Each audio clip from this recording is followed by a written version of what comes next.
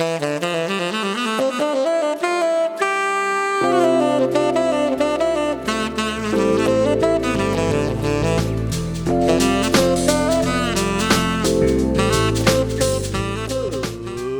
and welcome to Opinions, episode 52, Coach-Tastrophe.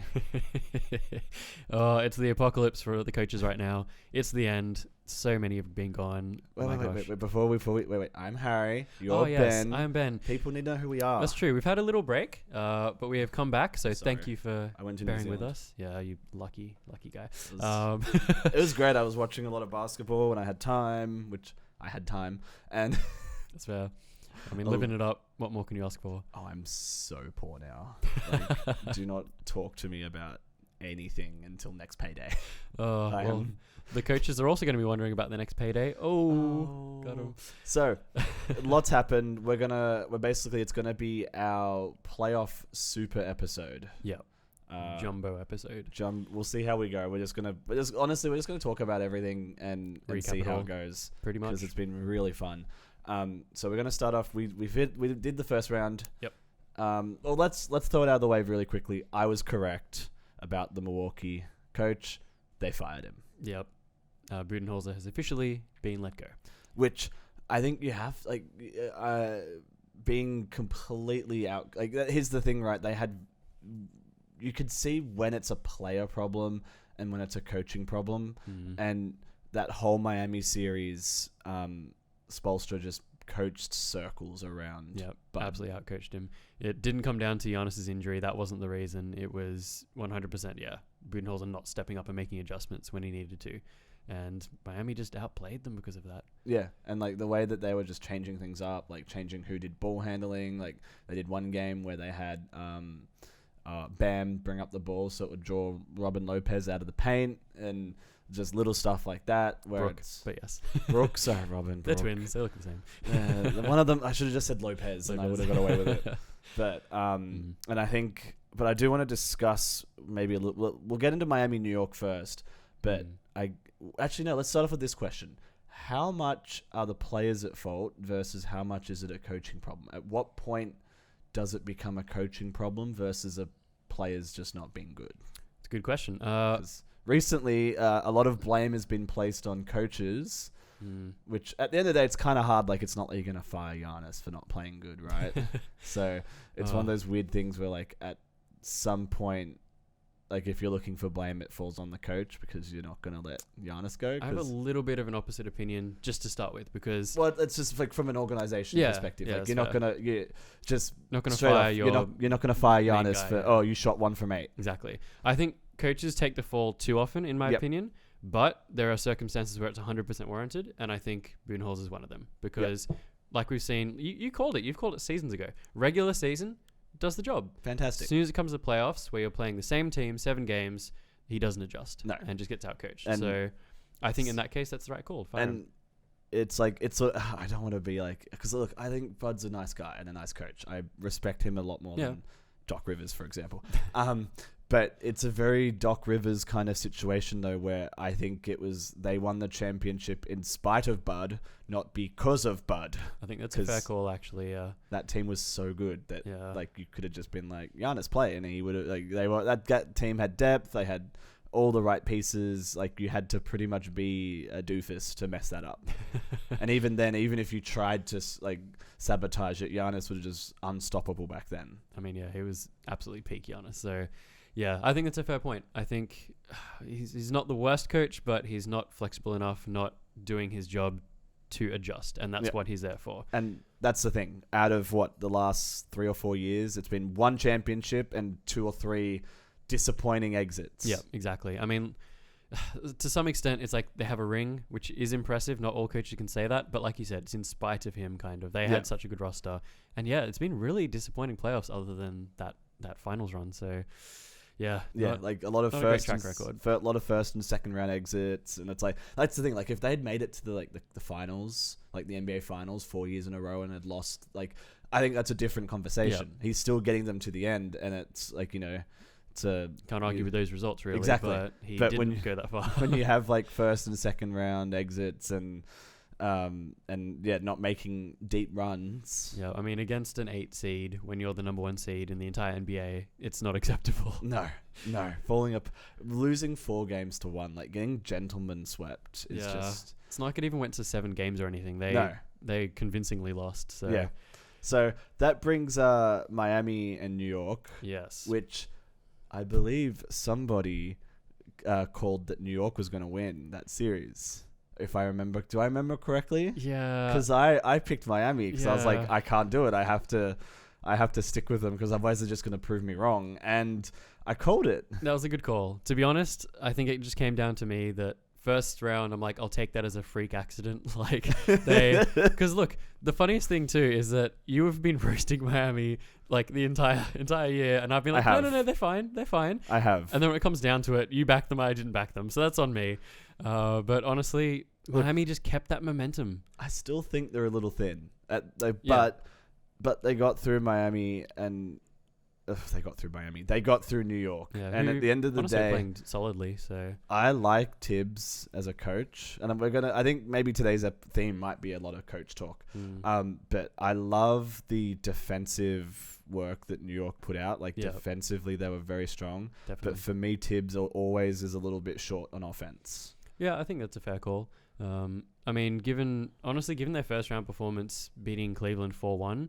That was a bit of a surprise to me. I thought Cleveland was going to beat them. So going into the next round, I'm like, okay, they really can beat some tough teams. I thought they'd have it. There was a lot of low scoring games. Yeah, I guess defensive focus kind of tends to do that. But there's also that man called Jimmy Butler. Butler. And Brunson had some big games. Yeah. But I think that's the thing with this New York team is like you've got Brunson. I don't think Josh Hart did much for New York. He had a few good plays here and there, but I don't think his stats really were that solid. So and then what's the young guy that's not a rookie anymore? But Quickly? No, the other one. Grimes. No, the other one. Other one. Which thinking about not like Randall. The top 2 pick. Oh, of course, Barrett. What am I talking about? Yeah. Yeah, which Barrett, I've always been he's sort of. He's been in the league. He's been playing now for like 3 or 4 years. Which, God damn, we're getting old. But, but he's sort of Barrett will have nights where he's really good, and he'll just have nights where he's not good, and that's like one of those things where like I think Barrett has a lot of potential, but I don't know if he's reached it yet, or if he will reach it. That's fair. I think people definitely in because he's been in the league for multiple years now have been kind of questioning his ceiling. Has he reached that yet? I think it's just consistency is one of the big things for him because he's not particularly consistent. But I think also the team should help a bit because honestly, New York this season has really stepped up their roster. I think previous seasons they've been trying to get kind of quick, easy fixes, but it seems like bringing in Brunson was obviously a very good call. I kind of questioned that at first, but that was a great pickup. So honestly, I have a lot of hope for New York in future. I think I agree. I think they've got a good team, and I think making it to the semifinals with where the team is currently, I don't want to say they overachieved, but like I don't think they're going to make it much further. Like that's fair. But they've got really good building blocks in place now to keep moving forward. Like their core is still quite young. They just got Brunson for 3 or 4. Was it 3 or 4 years? 4-year deal, I think. 4-year deal, which it's like once you lock in big pieces for like now you've got kind of like a 4-year window. Yeah, right. That's true. But like you said, coming with that, I think Brunson does have to step up because if he's one of the key pieces for them, he needs to improve his game because alongside Brunson, alongside Randall, some of the young guards too. Quickly, and their younger core are good with like experience with Brunson. And look, I'm very confused about Randall. I can't decide if I think he's good or not. Has his moments, but he has. It's like a season. He picks a season and goes, "Okay, I'm going to be really good this season." Yeah, going to be an all-star, and then entirely drop off the next season. And then the season later, it's like, "Oh, I'm going to go back to being like a mid player." It's just I cannot understand, but I'm glad now that New York have other pieces because they don't like before it was like everything's through Randall, and now they've got other people. And most importantly, a point guard because Kemba didn't pan out. So, jeez, poor Kemba. But there's not much to say. Miami won 4-2. It was it was a decent stretch of games, but again, Miami rolling. This is without Tyler Hero too. Yeah, which is also why I was not backing Miami. they're missing one of their key players, but everyone else has just stepped up, like Gabe Yeah. Vincent, Marcus Struess. Max Struess Mouse. and Caleb Bitch. Martin. Yeah, you put the two together. But Yeah. honestly, yeah, you're right. The role players have been going crazy. I think even especially this last series we'll get into later. Yeah. But Caleb Martin's been great off the bench, of absolute It's like like microwave. So 3/4 of that starting five are like undrafted. Like it's super annoying. It's super annoying to watch Miami Heat games because all the commentators go is, oh, undrafted guy this, undrafted, which is great. I respect Miami for finding people, 100%. and like, you know, cultivating their own talent. And I think that there are a lot of talented guys that don't get picked up for the draft. Like, look at the Lakers are constantly finding gems that That's true. don't get drafted. And there's a lot of there's stories out there of people not getting drafted and doing really well. But I don't need to hear it every 30 seconds. Yeah, even Spoelstra was defending Vincent. He's like, stop saying it every time. This guy's like a veteran on the team, effectively. He's been here a number of years. He should have some more respect on his name, to be honest. So it doesn't matter. At the end of the day, like, I think if you're drafted, you've got more expectations. Yeah, it's just more pressure. And so really. if you're not drafted, like at the end of, like, it's almost like he's not bad of a player for an undrafted. It's like, bro, he's balling better than some drafted people right now. It shouldn't matter. Like, it shouldn't be his defining thing of whether he was drafted or not. Yeah. But playing fantastic. Yeah. Especially absolutely lights out. Slotting in at the point guard because Lowry's definitely at the end of his career. So Lowry's so bad. Oh, he's not been great for them. He's so. like, there was one game where it was like 0 for 7. Like, that man is throwing up shots like he thinks he's top snuff, and he's not. He needs to. Past his prime. Someone needs to tell him stop shooting and pass the ball. Like, play make. Yep. Because he hasn't got it no more. Yeah, get the ball to Jimmy. Or retire. Like, he's got his retirement run to Miami, and I think he needs. I'm sorry, Lowry. I don't want to be mean, but you need to go. Yeah, I think. And the only reason he's getting lots of minutes right now is because everyone keeps getting hurt. Yeah. But like, I would be trying to play him as little as possible. Pretty much. Which, when Gabe rolled his ankle, Lowry had a lot more minutes. Step back up, yeah. Yeah, which is like, today was the game to win. But we'll talk about that in a moment. Yep. Philadelphia versus Boston came down to a game 7. Oh, did you expect that? Yes. Yep. I thought it was going to be close. Disappointed with how Philly. So I think Philly's like game 7. They got blown out off memory. It was a kind of a bad way to end it. I'm pretty sure. Yeah. It was 112 to 88. It was not a nice close. way to finish. If anything, the last 2 games, I think Philly were up. Yeah, actually, weren't they up in this series and then Boston clawed it back? Yeah, Boston won 2 in a row to finish it. Yeah, because it was 3-2, and then they Which, I was ready for Philly to make a deeper run. At the end of the day, with the team that they have, getting knocked out in the second round is disappointing for Philadelphia. I mean, obviously against the second seed in Boston, who made the finals last year and are a strong team, so that's into consideration. But they're the 3rd seed. Exactly, they should be at least punching their way. And look, it did go to 7 games, but the last 2 games were a joke. But I mean, it's still when you're getting blown out like that, I call that a disappointment. No offense, Philly, but and partially, as much as I want to blame Doc Rivers, so Doc Rivers got fired. Yep. This is the 3rd season where he has not done what he needs to do. I want to. Doc's a bad coach, but losing 112 to 88, that's not all Doc Rivers. That's part on the players too. Yeah. I think that's partially players. Like, you don't get blown out in a game 7 like that if the players the most telling stat is that Embiid, not to throw too much shade at him, but he had the biggest drop off as an MVP from the regular season into the playoffs. He had like over a 10-point drop off. He did not play MVP basketball in the playoffs. Simple as that.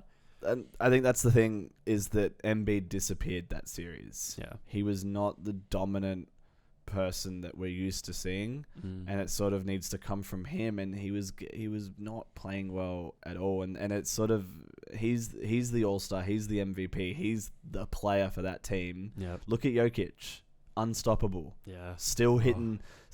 We'll talk about Jokic later, but Jokic is still doing what he does, and the pressure got to Embiid. Yeah, because I mean, look, again, you say it's a 7-game series, the team has more time to adjust. But if you're an MVP caliber player, you still find ways to make it work. And I don't think he did. So no, like, there are times where it's like, you need a bucket. Yeah. And Embiid would just take those silly mid game fadeaways. Yeah. Which mostly were. Look, it's definitely in his repertoire, but it just wasn't. He missed. Yeah, wasn't hitting, which happens, but you can't afford to do that in the playoffs. That's where champions are born. So and Harden disappeared again, which is disappointing. I mean, shout out to him. At least he had a couple of solid games in this playoff run where he just went absolutely all out. He went ballistic in like 2 of them, and then the rest of points and assists. But then the rest of them was just like, where is he? When he was cooking, but when he was off, he was ice cold. It was bad. So, but I should see the stats and like, because I do think that even if Harden isn't hitting, I think his assists and gravitas do help. That's fair. Like, look, he was 4 from 16, but 9 assists, 7 rebounds, 3 steals, 1 block. So like, I still think that he's contributing in other ways. Yeah. But that means other people need to step up if he's not hitting. Yeah. Like this is one of the big ones. Like when you can do 16 from 23 and still get 8 rebounds and 9 assists, like that's ideal. But I've always maintained that Harden wasn't brought in to score; he was brought in to facilitate. It's just, why is he getting so many shots if he's just there to facilitate? When Embiid's getting shut down and when he's cold. Why isn't Embiid taking those shots? Yeah. Why isn't Maxley taking those shots? Why aren't other people? Yeah, that's fair. I mean, look, obviously he still has a scoring arsenal, but it's not. Yeah, it shouldn't be his number one priority. He should be facilitating, and the rest of the team needs to step up. That means other people need to step up. Exactly. If Harden's taking shots, that means he can't feed it to someone else. Yep. So, but overall, and I sent you a breakdown video of Doc Rivers and the way that the Philadelphia 76ers broke down during the series has pretty much followed Doc. Like, Doc has the exact same collapse the whole time, and I think it's definitely the way he schemes things. And I don't know if I don't know what goes behind the scenes. Like, I don't know if he has schemes or not, but the way that he just sort of relies on his star players to just make things out of nothing, without having plays or ideas or schemes in place. I just think he goes, okay, we're down, Embiid, you're up. Yeah, I mean, you've been saying it for years. I put respect when it's due. Like, you've been calling it. He's had some really stacked rosters. When you look back, obviously, championship Boston team with one of the first like real big 3, almost big 4 if you include Rondo. He had the LA team where you've got star caliber. They were in the playoffs every year and just disappointed every time. And I think there's a common theme there, just relying on the players. And the most interesting thing I mentioned was Rasheed Wallace, who was on the Boston team. Like, they'd be in the huddle, and he wouldn't draw anything up, so then the players would have their own second huddle just to draw something up. Like, you're not even coaching at that point. The players are coaching themselves. The way that Philadelphia collapsed, does it look exactly the same as the Clippers collapse? Pretty much, yeah. They make it past the first round and then kind of tank in the second. Fall apart. Yep. Like, it's just like, you see Doc like, why aren't you doing something? And it's like, I'm trying. And I mean, even like looking at the CP3, Blake Griffin, JJ Redick, DeAndre Jordan, like, they had good players, and I think that's why they got as far as they did, but they'd always fall short. They'd always fall apart when things got tough, because Doc Rivers is like, okay, you're an all-star, go fix it, like, go win. And it's like, mate, we need more than that. I mean, Chris Paul didn't make the finals until he moved to the Suns, so he probably could have made it. Maybe it's, I guess, a big call to make, but maybe could have made it with better coaching, perhaps, on the Clippers. It's just there's a distinct pattern with how Doc Rivers teams fall apart, and I think it's the way and the way that Doc Rivers does things. Like, it works in the regular season. Like, relying on your all-stars is fine to get you through the regular season, but when people start to try and mix things up and trying to throw you off your game, how are you going to tell your guys to get around that? Yeah, you can't just go, oh, Embiid, do what you always do. Yeah. Then you've got Embiid taking bad shots that don't go in. And look, at the end of the day, like, that's the thing. If Embiid was great, they would hit. Wouldn't be a problem, but it's also one of those things where it's like, if they're not hitting, then someone needs to be telling him, like, hey, don't take that. Yeah. Do this instead. Yeah. Or, like, okay, that shot isn't hitting. We're gonna do this play where we do boom, boom, boom, and then I want you to do this fadeaway where, like, they won't be expecting it. Yeah, just draw stuff up and adapt, which he wasn't doing. Yep. And I think we mentioned too that part of part of it is like kind of having that camaraderie in the locker room and being respected and stuff, and that's a part of it. But that can't be the only thing you bring. You need to have the actual coaching expertise. And by the end of it, he didn't even have the respect anymore. Harden's interview, they asked him like, "Oh, what's your relationship with Doc?" And he's like, "Yeah, it's fine." Just when I hear a players coach, I just feel like I always just think that Doc Rivers just sucks up to his stars. And there's been things where like he clearly treats his all-stars better than other people on the team. Yeah, and I think that's really bad. Yeah. Like if your all-stars can't be held accountable because you hold them at this higher level, like how are you gonna have respect of the other? You have to have the whole locker room on the same page. So can't win with just all-stars. Yeah. So Boston played really well. I think overall. Put some respect on Boston too. I think they did play well. Obviously that comeback from 3-2 down, which might be a bit of a theme into the next round too. But yeah, I mean Boston have looked scary. They did drop the 2 games to Atlanta in the first round, so I didn't have the highest hopes for them, to be quite honest. Whereas Philly did sweep Brooklyn. I mean, it was Brooklyn though. But yeah, Boston, they've really just turned it up when they needed to. But Boston have this theme where like they throw silly games that they shouldn't be throwing at the beginning. It's kind of a bit of a theme with them. Like they lost game 1 at home. I'm pretty sure they lost game 1 at home in the conference finals. So it's like those are the games they should be locking down with home court advantage. And I think that's always been the issue that we've talked about with Boston is the consistency. Yeah, like they rely a lot on shooting, and what do you do when the shooting isn't falling? And there were just some games where they just completely fall apart. It's high risk, high reward. But they, at the end of the day, they had to be perfect to get it to game 7. They had to win the last 2 games in a row. They were down, and Philly didn't get the job done. Yeah. I mean, it was convincing the last 2 games, so they really stepped it up. 95-86 and then 112-88. Like, yeah, they stepped it up. So, I mean, props to them.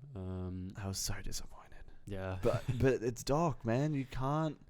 You're not going to make it with Doc. He's bad coach. I do want to see next season how Philly goes, because it looks like they have an MVP player right now. They need to capitalize on this segment of time. It feels like they've been building this roster for ages, and they need to start having results. So they're running out of time. Yeah. Because I don't think Embiid's going to stay around forever. Like, if they can't make... like, I could see Embiid asking for a trade in the next couple of years if they don't get closer. Yeah. And just one last thing on Embiid. I thought that Joker should have been the MVP. Yeah, I think I agree with that too. Which and I don't want it to sound like a in hindsight thing, because like everyone's saying that right now. Yeah. But I legitimately was like, I thought that Joker, not even from a stats, because I know that a lot of the advanced stats favored the Joker. Yeah. But just the eye test. Embiid is good and was getting good stat lines. Like dominant scorer, but I don't know, but wasn't looking dominant. Wasn't looking unstoppable sometimes. Like there are times where he get the basket to the basket at will. But there are other times where he did not look like, especially like the flopping for me. There's a lot of Embiid falling and flopping and relying on free throws to kind of I don't want to say paddy stats or anything, but there was definitely a portion of Embiid's game that was reliant on him getting calls. Yeah.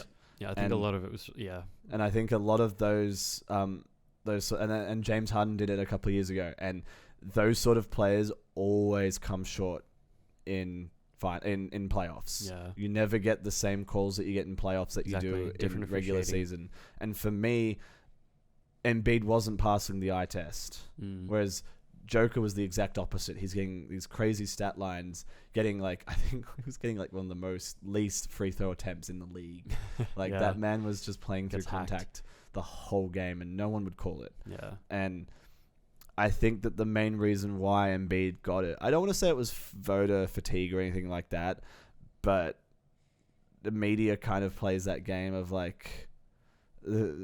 Joker's a crazy good advanced analytics were not going to get him through, and Embiid kind of had the story of it's finally it's Embiid's turn kind of thing. Yeah. I mean, it's a tough one, because if you look back at the last 3-4 years or whatever, and if you go as a whole, Jokic gets 2 MVPs, Embiid gets 1, I'm like, yeah, that seems pretty fair. But taking it season by season, I think Jokic should have had all 3. Yeah. Because I think he was the best player. The thing is too, like obviously Embiid has crazy point numbers, like led the league in points. Good on him, that was impressive.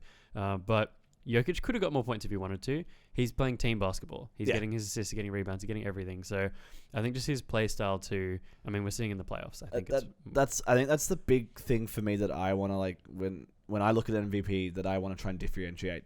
There's a lot of people that can ball and can get buckets, right? Yep. You can see now more and more like anyone can get hot and get 30, but I don't think that Embiid was doing enough to make his team better. Yeah, I think it's fair. I think that's the part now that like before it was just whoever was the best scorer, and that was like in a time of the league where like that was how the game was played. Yeah. Whereas now like you can't just be good at scoring. Yeah. You have to be able to set your teammates up and play team basketball, and I don't think Embiid has that. Like he passes, he does what all bigs do. He runs in and pops it out to the corner. Everyone does that, right? But Joker does it in a way that he's running the offense. Yeah. He's not just a part in it. He's the catalyst for everything. So yeah. And I think for me that was the difference, Yep. and that's why I think Joker should have been the MVP. And I guess I just feel validated like seeing Joker still doing really well in playoffs, and Embiid really came up short this playoffs. To finalize my statements, I think that if you're going to make a big campaign to be MVP, don't disappear. And I think that sometimes you should pick MVP after the main season, because there's been a lot of times where like someone plays really, really well in the regular season and then does not have that same impact in playoffs, which I know that's what the finals MVP is for, kind of. Yeah. And blah, blah, blah, blah, blah. MVP is meant to be a regular season award, but when they drop off like that, it's like, what? I'm a little embarrassed for Embiid, honestly. Like he was supposed to be really dominant and didn't when it counted. He didn't. Yeah.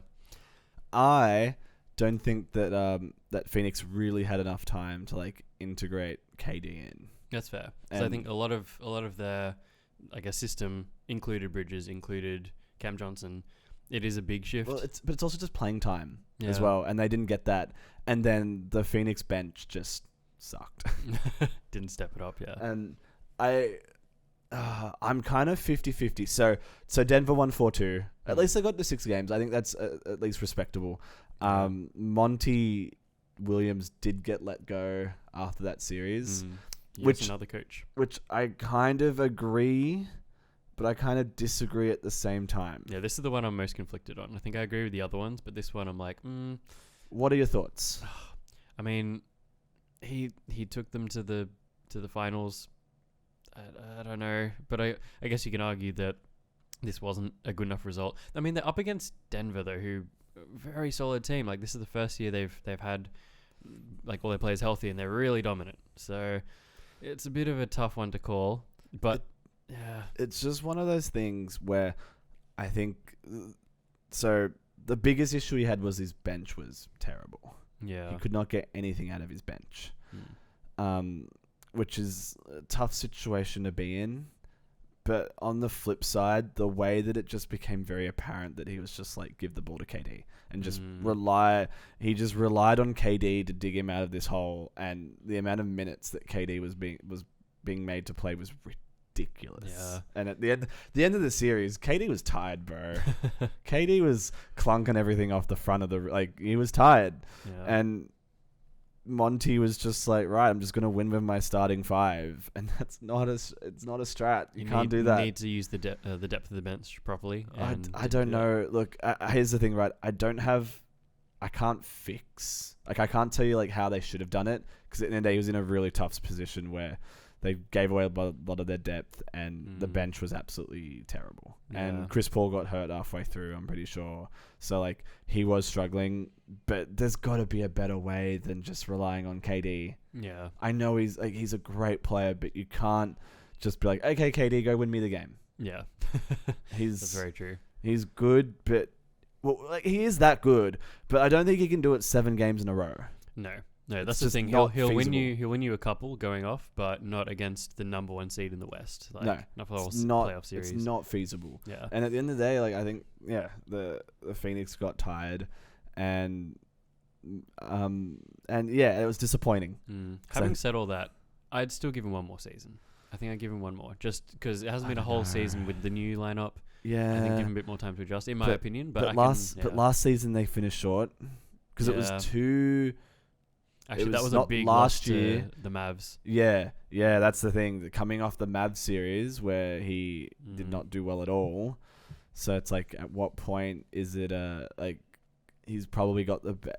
I don't want to say he's got a pretty good, like, this is probably the best team he's gonna get. Yeah. Like, maybe they can make some. Like, maybe if CP3 doesn't go down, maybe if they had a slightly better bench. But, like, Jock Longdale was doing really well. Yeah, he was stepping up. Yeah. Langdale, whatever. Jock Landale, yeah. Stupid Australian. And it's like, at the end of the day, you still had KD, Book, Ayton, like... Still got a solid team. So. Yeah, so I think it's one of those things where it's like, after reaching the finals, like, the expectations are high. And he pretty much had the same team last year and couldn't do it. They make a big move for KD, and he can't unlock the potential that KD and Book have. Yeah, I think, factoring in last playoffs too, it is a bit disappointing. Obviously, the new owner in Phoenix, so there's a little bit of maybe, like, the new owner wants to be involved in decision-making, which the rumor is that it was the new owner that was like, I'm trading for KD, sort of pulled the trigger on that. The rumor is that he pulled the trigger on getting rid of Monty as well. Making some big moves and kind of clean slate a little bit. Wants to sort of put his hand on things. And he so a little bit concerned because often owners don't know what they're doing. So we'll have to see. I still really like this Phoenix team. They're running out of time, I think. Yeah. CP3 is old by NBA standards. And he has been slowing down. And trying to keep him healthy when he's such a big part of the team, relying on him in playoffs is not a good strat. Yeah, I mean he's a useful piece, but you can't rely on him as heavily at this point. So, no. Yeah. So I'll be curious to see A, who they get in as coach, and B, what moves they make in the off season, because I think that's going to be important. Getting the right pieces around Book and KD.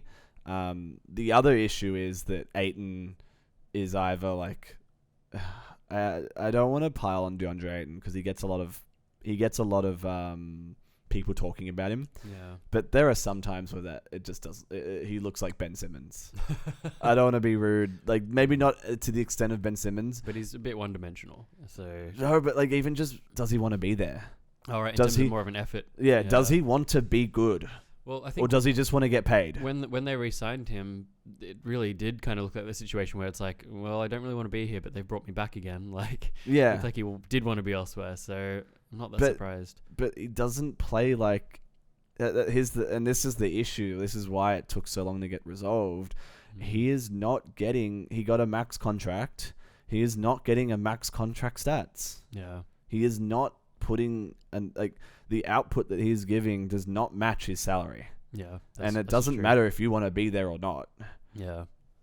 At the end of the day, he might want to play somewhere else. Maybe he really wants to play in another team. That's fine. I understand that. But at the end of the day, you're in a playoff contending team, and there are a lot of people in the league that would give a left leg to go play in a playoff contending team, and he just doesn't look like he wants to be there half the time. True. It's not like he's on like a bottom feed. He's not on like, I was going to shout some teams out and roast them a little bit, but he's not on the Rockets, for example. Yeah. He's on a championship contending team, so he should be putting the work in. And his effort and motivation seems to be lacking. Yeah. And that's something I struggle to understand, because even if I didn't want to be in Phoenix, you're on a good team, treat it as a job. Go in, get the job done, do a good job, and go home. Yeah. I mean, look, even bringing KD in, I thought that could be a bit of a motivator as well. You've now got championship caliber player, but obviously it doesn't work. And Ayton just is the big question mark for me in that team. Yeah. If Ayton wants to ball out, he can ball out, and he's really good for that team. But when he doesn't want to, or he's just not trying, or not, I think he's one that I get the vibe. He's like a 90% guy. It's like, yeah, it's enough. I mean, that could also be part of Monty's firing too. Did Monty do enough to get Ayton in the right space to play? Man. But because there were some interesting little snippets of him, like giving him a pep talk in previous playoffs as well, and it just doesn't look like maybe he doesn't have the respect of Ayton or something, but it's not working. I think it's the other way. I don't think anyone respects Ayton. Okay. I think when you've got people like Book and CP3 that are like, those guys work and they work hard and they expect everyone around them to work hard. That's true. And if you're not putting in that same effort, I could see that being a bit of a sore point for someone like CP3 and Book. That's what I think personally. Yeah, when you're giving absolutely everything into your work and into the game, and someone on the same team is not, no respect whatsoever. I think that's the problem personally, but we don't know. But Phoenix are out after 4-2. Pretty disappointing. They've got KD though, so KD is one of the best players in the world. If you can keep him healthy, it's unfortunately getting to that stage where it's like asterisks of if you can keep him healthy, which at least since the Achilles injury, it's mostly minor stuff. It's something smaller, couple month type stuff at the most. So but those are cropping up a lot more than they used to for KD. So, but it's also like high usage rate, high minutes. Like you've really got to try and control how much he plays so that he's got enough time to recoup. That's true. Last series of the conference semis. Goodness gracious me. This one's going to be a bit of a rough one to talk about. Oh, LA Lakers played Golden State. Look, I can pretty much like with 100% certainty say that Steve Kerr will not be getting fired from the Warriors. Pretty sure. Yeah, I think it's fair. I think he's sticking around. The big thing for this, and we'll talk about it. We'll probably slide straight into it. Is that Lonnie Walker? Have I got that right? Yep. Amazing this series. Yeah, stepped it up because he kind of wasn't looking the best previously. And then played really good against Golden State, and then disappeared again against Denver. But he just, for whatever reason, him playing against Golden State, he's got a grudge against the 4-time champs. Maybe, who knows? I think it was, and I think I was saying this to you before. This was the best matchup for both teams. Yeah.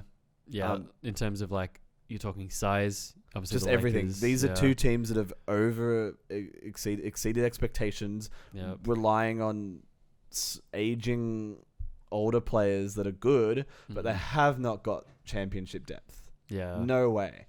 There's no way that these guys would have made it. Like, the fact that one of those teams made it to the conference finals, the only reason that happened is because they versed each other. If you put any of these other teams against, like if you put the Lakers against Phoenix, Golden State against Denver, like if you split them up, either way, it doesn't matter. They lose. Yeah, I'd agree with that. Yeah, both the teams had weaknesses, but they went against each other, so they had they a were chance, the two weakest teams that made it into the conference semis. Yeah. They were the teams that had the least depth. Like, look, LeBron and Curry can go off any time. But when you're getting the playoffs, you need to have other people that can do things. That's right. And these were the two weakest teams of that. Yeah. 100%. I think even having said that, I still expected Golden State to beat the Lakers, to be honest. It was I guess a tough one to call because the Lakers did, I mean, pretty handily dismiss Memphis from the first round. Golden State, I guess they did go to 7 games, so maybe there's a little bit of fatigue there. Longer first round than they may have expected. But I don't know. The Lakers team just keeps surprising me a bit, I think. Like, we've talked some mad smack about them this season, but they managed to assemble enough pieces to get by. That's the thing. They band-aided enough. Yeah. But I don't think it's... I still think that it's like the Lakers didn't win. It's just Golden State didn't have enough good people, kind of, to really. Perhaps. There's only so much that Steph can do, and Clay was terrible. Yeah, no, that doesn't help when you're Can number 2 someone tell that man to stop shooting, or just shoot better? Shoot better. Yeah, shoot better. Like, look, there are some times where he went off, but most of the time it's like, Clay, please don't shoot. Yeah, it's like they're down by like 5. With like 2 minutes to go, and then Clay twice in a row heaves off a shot. Yeah. It's like, Clay, you're not that dude anymore. You need to, like, at the beginning of the clock shot, it gets past him and he just shoots it straight away, or he runs it up and shoots it straight. Like, I could, time after time and after time, it's just like, Clay, this is an important play, and you're just I don't want to say jacking up a 3, but you're jacking up a 3. Yeah. I mean, it's Play tough the because, scheme. Let Steve coach you, bro. Like, get someone else open. Yeah. Don't just throw up a three because you have half a step space on someone. I mean, part of Golden State is that they play fast and they hit you with unexpected shots. But yeah, you have to be firing on all cylinders to. But to when be you're doing that. getting into like 2 minutes to go of the fourth quarter and you're down by 5, Yeah. don't go 2 in a row. No, Take No. 1. that's fair. Why would you take 2 in a row? Steph's standing there going, bro, what are you doing? Yeah. I think quickly, I got a couple of people I do want to shout out from this series because, first of all, Kevon Looney somehow just, I guess, did his job really well. Yeah. Even in first round 2, just rebounding machine. I think that's encouraging, but matched up against AD though, I think AD, this was like his dream matchup. I think just not much in the way of size and physicality inside. He was averaging he was getting 5 blocks like every second game. So as much as I've also talked smack about AD, I think it was a good series for him overall, I would say. Yeah. So, Yeah. I've got 2 points.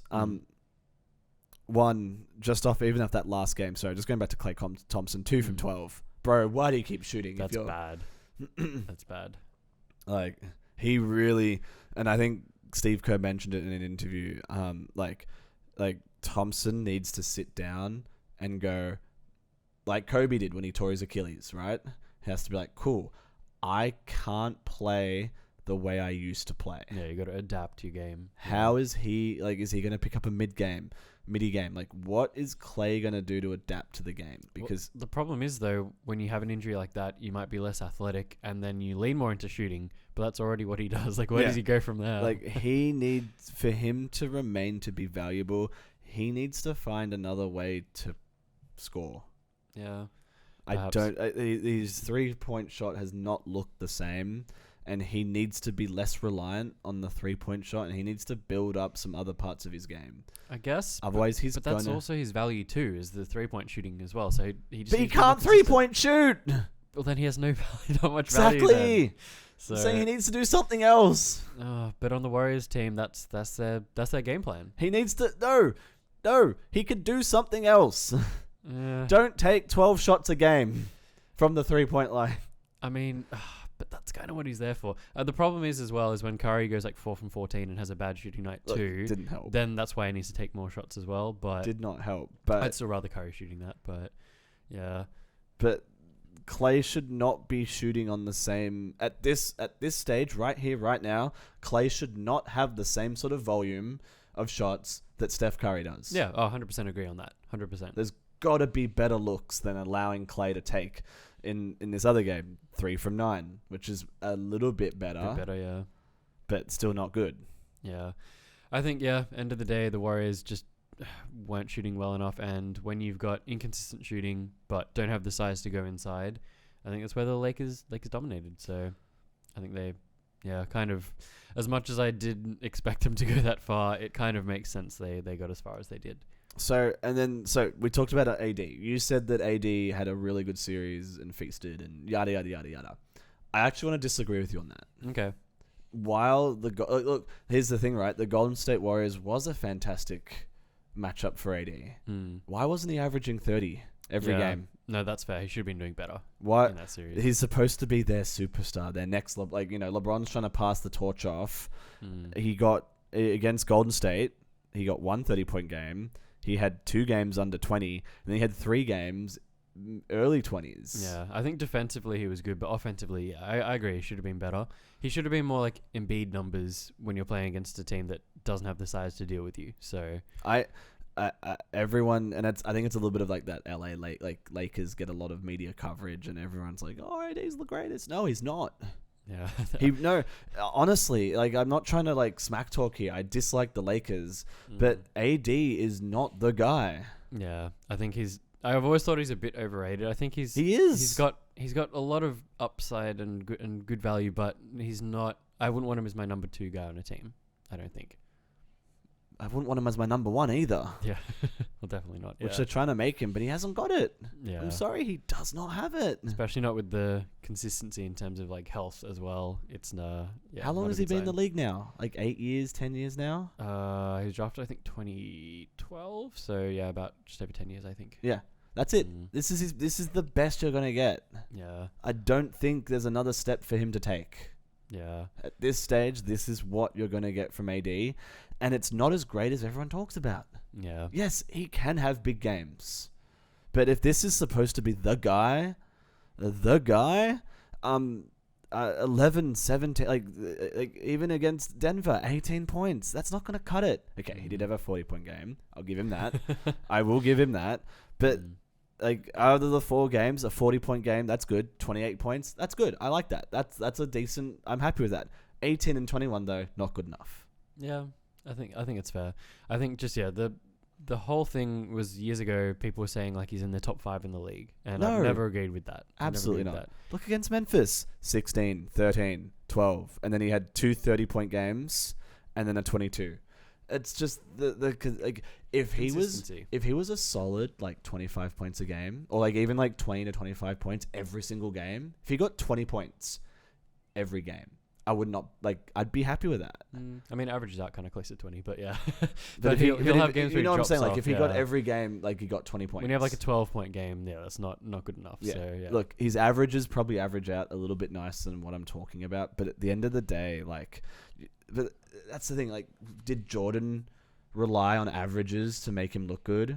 Does LeBron rely on averages to look good? LeBron puts up good numbers pretty much every game. Yeah. Curry rely maybe Curry's mostly great, but the point stands, right?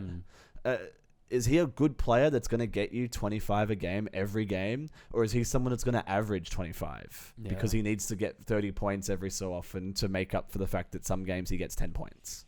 Yeah, I think it's a fair call. Yeah, especially when you've got good matchups, there's not much excuse to be not balling harder. So yeah. He should have been unstoppable that series. Yeah. He should have been, and he wasn't. He got pushed around by a bunch of small guys. Yeah, that's fair. Oh, which does that segue us into the current round, the conference finals. Where do you want to start on this? Super quickly, I have a 30-second. Have you just very quickly? Ja Morant. Oh, yep. There was another gun sighting. What an idiot! Oh, yeah, I guess we had to talk about the elephant in the room. Yeah. I mean, what more is there to say other than just why? I think you do something dumb like that, and then you go through all the steps and the therapy and all that to like kind of make amends. That's kind of like your one chance. Like maybe you can come back from that. He kind of got his pass, right? He did all the PR. He talked to Adam Silver, and like people were talking about there was a clip where Adam Silver found out he did it again, and he like was like super disappointed. And it's like nothing's been said yet. But I think, look, honestly, with how hard... Who was the dude that brought the gun into the locker room? Gilbert Arenas. Yeah. With how hard they went on him, I think they have to make an example of Ja. Yeah. I would be disappointed if he doesn't miss at least a quarter of the season next year. Yeah, I think it's pretty fair. Because it's a tough one for the league because he's obviously one of the up-and-coming stars. Even just not even like stats and stuff. Like he's such a flashy player, which is what they want. They want more of that. But yeah, even if it's your number one asset and he does something like that, you have to go all in. You can't be soft on them. Why is he carrying guns around? Yep, it makes no sense. Especially with him playing in Minnesota. Memphis. Memphis. Memphis. But like being a young African-American man... And there's so many issues right now with guns and gun control and being a good role model. That's the thing. NBA is a business. Yeah. They don't care about you. They care about sponsorships, about being a good product, about being something that anyone would feel comfortable bringing their 3-year-old to come watch a game. Yeah. And... when it comes to being in the corporate world, you have to have the right image.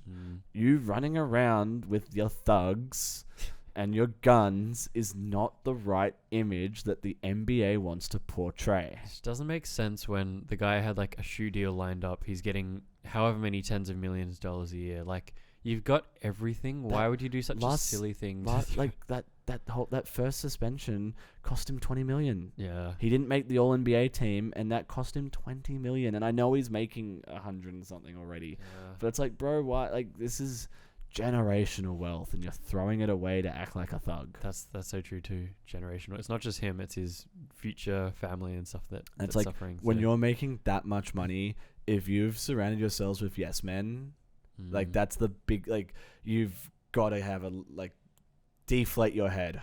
Yeah. Have people around you that will tell you you're an idiot and to stop. Yeah. Because that's what all the best players have. 100%. All the best players have in their squad someone that will be like, hey, that's enough. Yeah. Or, hey, is this the right call? Like, yeah. I think you need to stop. Yeah. And it's just mind-boggling because, like, once is bad, and even that makes you go, like, why would you do that? But just the fact that he somehow managed to come out the other side, like, kind of, like, obviously damaged reputation, but still, like, kind of hung in there, and then does it again. It makes no sense. Absolutely no sense. Just doesn't learn. So ridiculous. So yeah, I hope the league does something. I think they have to now. Oh yeah, 100%. Yeah. So I'll be curious to see. Denver Lakers. Yes, back to the series. I mean that's a pretty easy one to sum up in my mind. I mean, how crazy good does Denver look? Yeah, and just Jokic hitting some of the wildest shots that I've ever seen. Have you seen him do the Sunball shuffle? The 3-point at the huge arcer that he does? Yeah. Because he has a lot of arc in his shot, but some of those ones where the clock's winding down, he does like a step back over a really good contest from like LeBron and has the biggest arc and splashes it like. It's wild. It's like he's throwing it over a bridge. Yeah. The thing that also really confuses me too is that obviously the league wants their product to be exciting and stuff, and like they want high flying dunks and Steph Curry's threes and stuff like that. And yet somehow some people think Jokic is boring. And what? I don't get it. I absolutely don't get it. He's a wizard. Yeah. Everyone was hyped for like a Lakers Boston finals. Get out of here. But absolutely not. I think Denver going through their first finals ever, that's perfect. And Jokic is such a hilarious character, insanely talented in every aspect, and yet people go, nah, he's boring. He's boring because he can't dunk. He always cracks up the Shaq crew every time they do an interview. Hilarious. I think he's a great asset, both like his on-court and off-court. But yeah, people still have the opinion What's the Denver coach's name again? Mike Malone. Mike Malone. Yeah, I just got it as you were saying. He's been hilarious in his post games. Like, he's had some great quotes, ripping into the media because like all they talk about is the Lakers, and it's like you do realize we're like 3-0 right now. Yeah, and it's like it's just put some respect on this team. Like the only reason they haven't got further is just injuries in previous seasons. I'm so happy to see them at full health. I'm not even like a Denver fan necessarily, but this team's crazy. It's just so exciting to watch. Dude, having Aaron Gordon, Murray, what's the other Michael Porter Jr. And Jokic and Bruce Brown. Dude, can we shout out? Absolutely. Shout out to Bruce Brown. He's been playing great. I don't know why the Nets didn't re-sign him. That was one of the ones where I was baffled. I was like, why the hell did the Nets not re-sign him? I think they were playing him at small forward at times, and he's, I think, just shooting guard is a bit more his position, so I think it's part of it. But yeah, maybe just took one of those. Yeah, took one of those things where he moves to a new team and just flourishes. So dude, he looks so good. And then Denver have THT, don't they? No, who do they have? They picked up a Laker stray. Yeah, I swear they did. Racking my brain to think who it is. It's someone. We'll see it in a second. Yeah, no, they picked up a Laker stray. Where is it? I shouldn't say Laker stray, but bit more respect. But KCP. KCP. I was close. Yeah. No. You were spot on. I know what you meant. Yeah, they picked up KCP, who's been playing really well. Like this. Oh, they got Bruce Brown and Jeff Green. They still got Jeff Green. Yeah, and they've got Bruce Brown. This is a crazy team, and I'm so glad to see them going on all cylinders. Everyone's healthy, and they look really, really good. The crazy thing too is that outside of Jokic, they don't have any all-stars, and yet they've got this far. It's literally just Jokic. I mean, I think maybe at points, maybe Murray got an all-star or something, but as of this season, he's the only all-star, which is, I love to see. You could almost argue they have a big four, but they're kind of like players that don't quite sneak into the all-star. They're fringe all-stars. Yeah, they're really solid starters. And I think it's exciting too, because it's not just like they've assembled literally all stars in their starting lineup. I've got Reggie Jackson as well. I forgot about that. Yeah, I don't think he's been getting many minutes, but yeah. They don't need to. They've got depth, and I think that's been a huge key for them too. Obviously, on top of that, Jokic has been playing out of his mind. Yeah. Obviously, Murray's and Murray been playing great too, and yeah. the thing is, like, Porter Jr., like, when they need a 3, he just got it. And like, there've been some games where he's been quiet most of the game, but then in the last quarter, when they need to step it up, he hits like 13 points in the last quarter. Like, yeah. He's been great. So everyone on that team steps up. Like, Bruce Brown's playing well. Jeff Green's playing well. Like, most of these, like, some of these wins have been close. Like, that last one, especially with like the 113 to 111. That's that true. was, so at least been exciting in that regard. But if the Lakers beat Denver, I would have eaten my pants or something. Like, honestly, Denver, I'm glad they won 4-0 because they should have. Yeah. But like, there's some games where it's like 119 to 108 and like 132 to 126. Like, they weren't all blowouts. So. Most of the time they were like, even like some of the closer ones, like most of the time Denver led the whole game. Yeah. So even though it was relatively close, it was wire to wire. They had so control. I'm super excited for finals. I think. Congrats to Denver. First finals in their franchise history, I believe. That's so wild. Is Denver one of the younger franchises? No, they've actually been around for a while. They were like there in like the 70s and 80s and stuff. They just suck. They were really good in the 80s, but they weren't good enough. So okay, interesting. Which leads us to Miami, Boston. I think this one is possibly the wildest series this entire playoffs. I'm gonna say it. It's pretty wild. It's pretty wild. Miami were at one point 3-0. 3-0. Up 3-0. Which the that alone is crazy. The first 3 games were just like so dominant as well. Like, they looked unstoppable. So comfortable. Just the fact, even if we bring it back, like, they beat the number 1 seed in Milwaukee 4-1. They beat a solid team in New York 4-2, and then they're up 3-0 on the 2nd seed in the whole NBA. Like, it looked like they were pretty much breezing their way to the finals as a team that made it into the play-ins. Like, they don't have the depth. Like, it doesn't make sense. Yeah, it does boggle the mind. Obviously, Jimmy Buckets is part of it. Jimmy Butler just went wild for some games, but that's always been my issue with Jimmy. Right, is that there'll be times where he absolutely goes off and is unstoppable, and then there'll be other times where he just disappears and is trying to make things happen, and can't it doesn't do it happen. every single game. Yeah, he can't do it all the time. Like today, I think he was pretty bad. But yeah, I mean, Miami, like you said, they don't quite have the depth, especially with injuries. They've been playing guys like Duncan Robinson, who everyone just wrote off. But he's had some okay moments. So, I mean, look, that man can still shoot. Yeah. I mean, that's all he can do, really. Have you seen, like watching the games, right?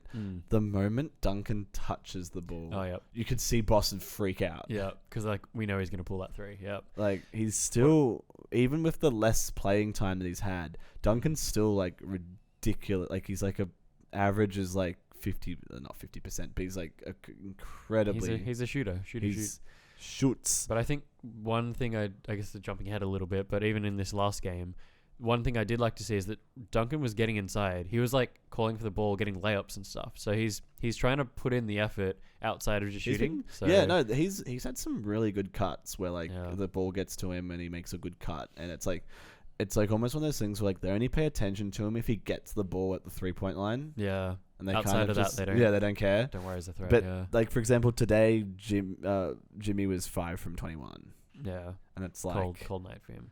And look, he got 14 free throw attempts. I was gonna say that's the bulk of his points, and obviously hit some clutch ones at the end. But it's like he needs a better stat line. Yeah. But they lost by 1 point. I can't believe it. Yeah. So I guess we're jumping ahead, but Miami up 3-0. So it looks like they're gonna close this off. No one's ever come back from 3-0 down. But then Boston go ahead and win 2 in a row. They're up 3-2 in this last game, and it's like, okay, Miami, home crowd. The crowd was absolutely wild, by the way. They were so loud. It looks like they're going to cap it off. Jimmy hits the clutch free throws. Boston are down by 1, I think it was. And inbound to Smart. Smart chucks up a shot. It rims out. It's like, all right, game over. And then Derek White's like, actually, I have a different opinion. Goes up, lays it in with 0.1 of a second left. Good gosh. Like, there are so many memes about like Adam Silver, like, can we make that a game 7, please? Like, we need some more entertainment. Because 2 sweeps in the conference finals could have been boring, I guess. But wow, what a turnaround! Crazy. And like the thing was, like, Spolstra at the beginning, Spolstra was absolutely coaching circles around Boston. They just could not make anything work. Yeah. And then something changed in Game 4 where they just like came out and were unstoppable. Yeah. I mean, look, Boston, you can't ever really write them off because they are a strong team. And like we were saying before, live and die by the three. If they're hot, they're terrifying. If they're missing, then they're not great. But when they're hot, yeah, they clawed their way back. Props to them as well, the tenacity to stick with it. Because if you're down like 3-1, we've seen people come back from that. But down 3-0, it's like, all right, we can't lose a single game. No one's done it. No one's done it, exactly. And so like, it's theoretically impossible because no one's done it technically. So what kind of mentality do you have to go into that to try and claw it back? And so far they brought it back to 3-3 So look, I thought Game 5 was a bit of a write-off because Gabe Vincent rolled his ankle. Yeah, and I was almost like just throw that game and then try and win Game 6. But now they're going to Game 7 at Boston's home, which isn't always a good thing. Boston doesn't always play good at home. So, like, they lost their first 2 games at home. That's true. So it's not impossible. And even in the previous round, they lost a home game as well. So, yeah, it's not impossible. But, oh, man. Who are you calling? Because technically we're yet to see Game 7. Oh, it's not tomorrow. It'll be the next day. It's also wild as I think Tyler Hero is close. Yeah, he's been seen warming up and stuff. So he could hopefully be back soon. It's a tough one to call. I think. I'm gonna go Boston for one reason, and that's just because I want to see the impossible happen. I want to see someone claw back from 3-0 down. As much as Miami's been a roller coaster and we've been roasting them and then we've been praising them, I would love to see them get to the finals too. But I think Boston clawing back. I think in a Game 7, when everything's on the line, I think Boston have more depth, which means they've got more opportunities to dig them out of their hole, whereas Miami don't have that. It's either Jimmy goes off or he doesn't. So I think it's a fair call. I think between Jason Tatum and Jaylen Brown, one of them's going to cook. Yeah. And Boston's got more depth. Whereas Miami only have Jimmy to rely on. Like, I think, I'm just going to say Boston. Series. Let's see what happens. There have been some really interesting matchups too in this series. I think like Marcus Smart posting up Gabe Vincent. Like, it's interesting to see some guards getting some post work going. Obviously, you've got like defensive prowess and Robert Williams, Bam, offensively. I think it's been a great series. So I'm happy for either team, really. I think it's a win-win. But I want to see the impossible happen. I want to see Boston somehow claw it back. We'll have to see. Yeah. I think Celtics have the better team. I think the Heat have the better coach. Yeah, I think it's fair. I think it's a good call. So, we'll have to see. Thanks for listening to this mega episode of Hoopinions. We're back up to speed. We're back, baby. Let's go. We're back. I'm back in town. I'm very poor. So please listen to this. Shout out to Anthony and my girlfriend for listening. Yeah, shout out. And we will see you next time where we will break down the ending of Miami and Boston and probably chat about the NBA Finals. It's getting juicy.